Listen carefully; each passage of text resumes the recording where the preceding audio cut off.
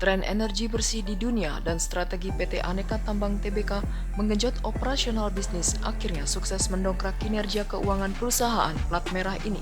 Sepanjang 9 bulan pertama 2021, Antam mencatatkan penjualan 639.000 ons troy emas. Angka ini naik 33,7% dibanding periode yang sama tahun lalu.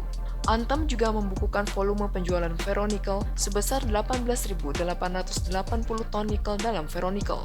Volume penjualan ini memang turun 3,2% kalau dibandingkan periode yang sama tahun lalu.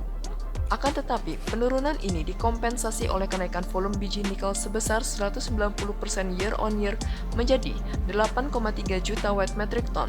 Pada saat yang bersamaan, harga komoditas ini juga meningkat. Kenaikan tersebut turut mendongkrak pendapatan konsolidasi 46,85% secara tahunan menjadi 26,48 triliun rupiah hingga September 2021. Kami memperkirakan harga rata-rata biji nikel hingga akhir tahun ini Rp45 per wet metric ton. Tahun depan, harganya diperkirakan naik 22% menjadi Rp55 per wet metric ton. Tulis analis Cipta Dana Sekuritas Thomas Radityo dalam risetnya. Analis RHB Sekuritas Michael Sechuadi menyebut, Antam juga merupakan salah satu emiten yang kinerjanya cepat terdongkrak ketika ada pemulihan ekonomi. Pasalnya, harga ferronikel stabil di kisaran 18.000 US dollar per ton nikel setidaknya hingga akhir tahun ini.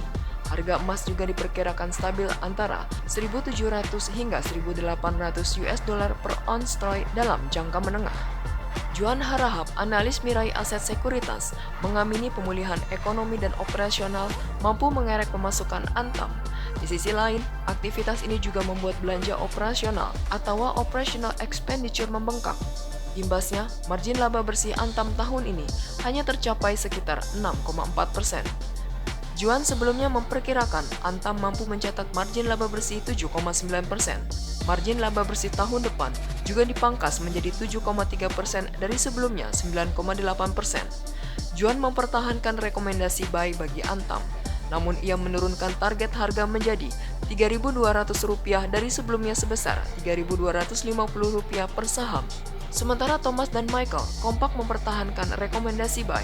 Target harganya masing-masing Rp3.350 dan Rp3.450 per saham.